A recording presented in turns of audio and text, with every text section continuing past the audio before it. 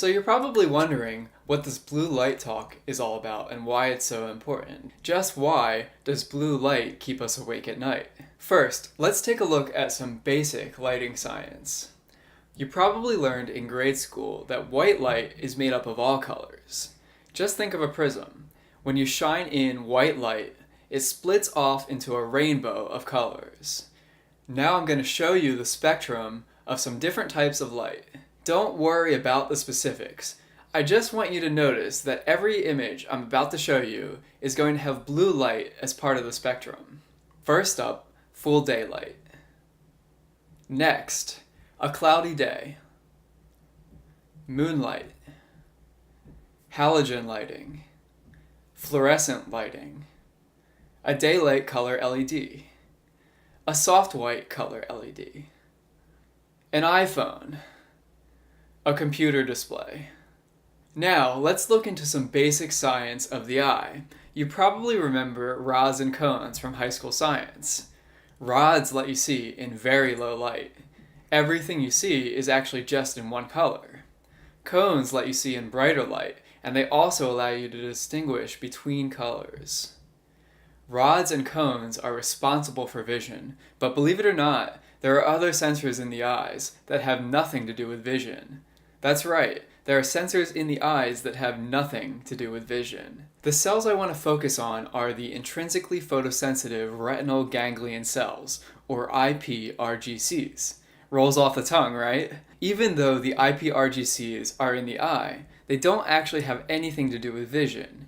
Instead, they play another important role. They're activated in the presence of blue light. So when there's bright blue light, they're triggered. Think of them as blue light sensors. Now remember those spectra that I showed you in the last section? Sunlight and moonlight look almost the same, as moonlight is just sunlight that's reflected off the moon. So theoretically, moonlight should trigger the iPRGCs, just like the sun, right? Well, here's the thing. Sunlight is thousands of times brighter than moonlight. So even though both sunlight and moonlight contain blue, moonlight is so dim that it barely even triggers the iPRGCs. But even though sunlight is thousands of times brighter than moonlight, the lighting in your home is also way brighter than moonlight. This means that the lighting in your home, as well as that coming from your phone, your computer, and TV, can also trigger the iPRGCs. So you know that bright blue light can trigger the iPRGCs. So what's the big deal? Well, when the iPRGCs get triggered at night, they can mess with our body clocks. The body clock goes by another name, the circadian rhythm. The circadian rhythm tells us when it's time to be awake and when to be sleepy. It also runs a bunch of important bodily functions, governing daily changes in temperature, appetite, and mood. The circadian rhythm is located right in the center of the brain, in an area known as the suprachiasmatic nucleus, or SCN, and the iPRGCs are wired directly to the SCN.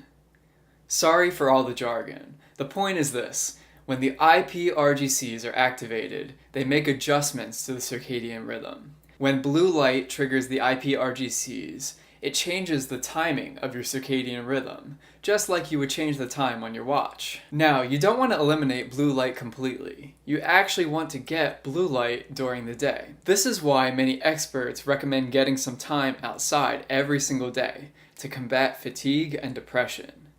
The light from the sun helps synchronize the circadian rhythm to the actual cycle of day and night. But when you get a blue light input at night, your circadian rhythm gets a signal that it's daytime, even though it's not. You start giving your circadian rhythm mixed signals, and suddenly your body doesn't know what time it is anymore. This is not good. Not only can it cause you to feel drowsy, but it can also mess with a whole host of functions in the body. You can suffer from lost productivity, mood swings, worse memory, and higher stress. Your body won't be able to repair itself the way it could with proper sleep. And in the long term, all that lost opportunity for repair can contribute to conditions like Alzheimer's disease and cancer. So, to recap this lesson, many light sources emit blue light. iPRGCs, The sensors in our eyes sense blue light. The IPRGCs synchronize the circadian rhythm, and blue light at night can lead to short-term and long-term health effects. Hopefully that wasn't too much scientific jargon. The main point is that blue light can harm your sleep. In the next few lessons, we're going to cover how to get rid of that blue light, or at least turn it down drastically so it's having less of an impact on your sleep.